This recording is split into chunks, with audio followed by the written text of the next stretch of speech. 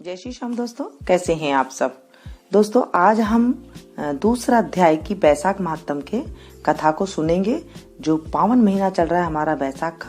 तो चलिए शुरू करते हैं दूसरा अध्याय। जब बोलो विष्णु भगवान की जय।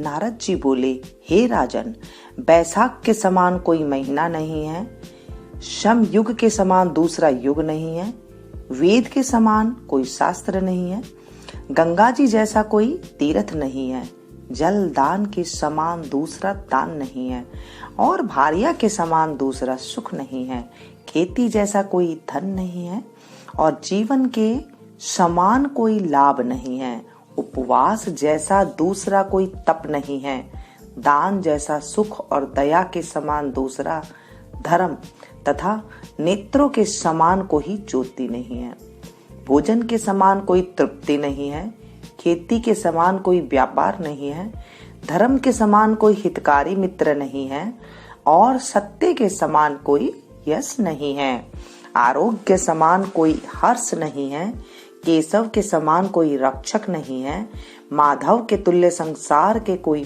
पवित्र नहीं है। ऐसा परमोत्तम बैसाख मास शेष साई भगवान को सदा प्यारा है। भगवान के प्यारे इस महीने को जो लोग बिना व्रत किए व्यतीत किए रहते हैं, वह धर्महीन होकर शीघ्र ही पशु योनि पाते हैं।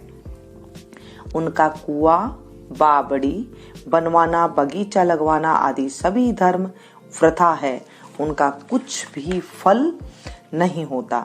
जो मनुष्य बैसाख मास में नियम पूर्वक भोजनादि करते हैं, वे विष्णु भगवान की सायुज्य मुक्ति को अवश्य प्राप्त होते हैं, इसमें संदेह नहीं है। संसार में अनेक प्रकार के दान और व्रत है, परंतु उनके करने से शरीर को अत्यंत परिश्रम होता है, उनसे संसार में बार बार जन्म लेना पड़ता है। परंतु बैसाख मास में केवल स्नान कर लेने से ही प्राणी आवागमन से छूट जाता है।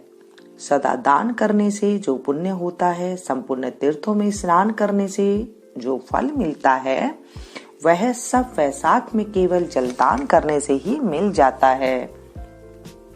जिससे जलदान करने से ही सामर्थ्य न हो, वो ऐश्वर्य की इच्छा करने वाले दूसरों से कहकर जलदान करावे। यह कर्म भी सब दानों से अधिक है, इसलिए सब लोगों को जो है जलदान के लिए कहना चाहिए और खुद को भी जलदान करना चाहिए। तराजू के पलड़े में सब प्रकार के दान और दूसरे जलदान रखकर तोली तो जलदान ही भारी निकलेगा। जो यात्रियों के लिए प्याऊ लगाकर जलदान करते हैं, वह अपने करोड़ों कुल का उद्धार कर विष्णु लोक को जाता है।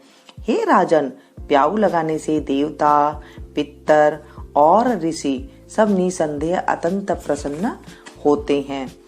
जो प्याऊ लगा थके हुए यात्रियों को संतुष्ट कराता है, उससे ब्रह्मा, विष्णु और शिव सब देवता प्रसन्न होते हैं।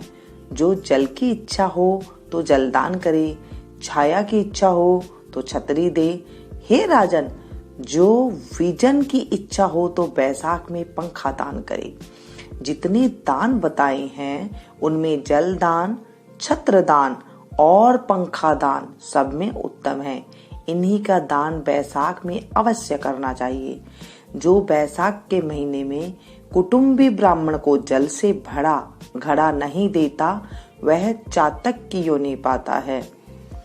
जो प्यासे महात्मा को शीतल जल पिलाता है, उसे हे राजेंद्र सो राजसूय यज्ञ करने का फल मिलता है। जो धूप, परिश्रम और पसीना से व्याकुल ब्राह्मण को पंखा से हवा करता है, वह सब पापों से रहित तो गरुड़ के समान हो जाता है।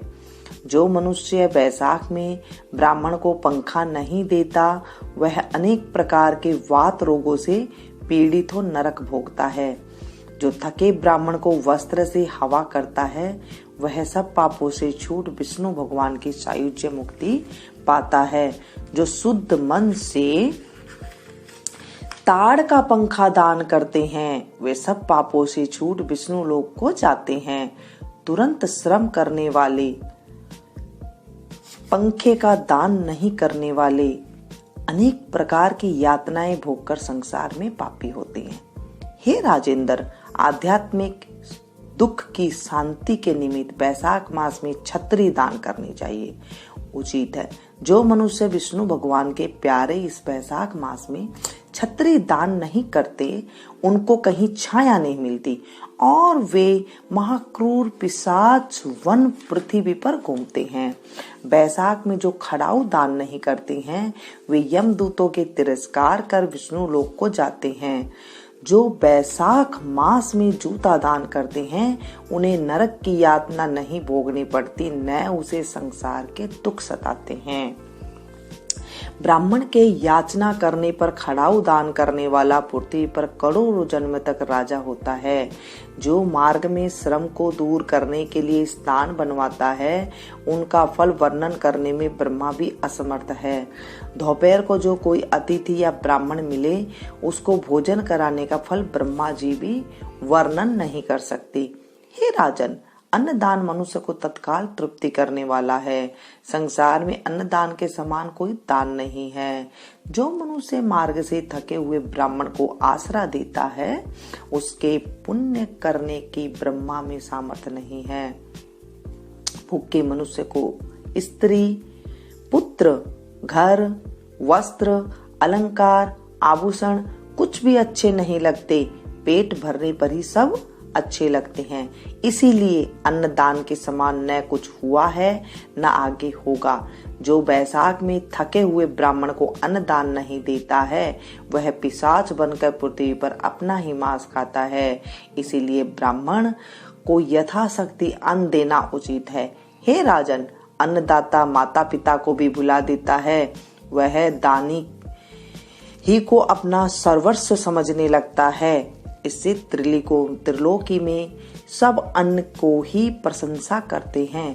माता पिता तो केवल जन्म देते हैं, परंतु पंडित लोग संसार में अन्न के दाने को ही पिता कहते हैं।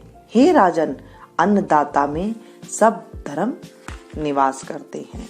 जब बोलो विष्णु भगवान की जय, बैसाख मास की जय, बैसाख महात्म की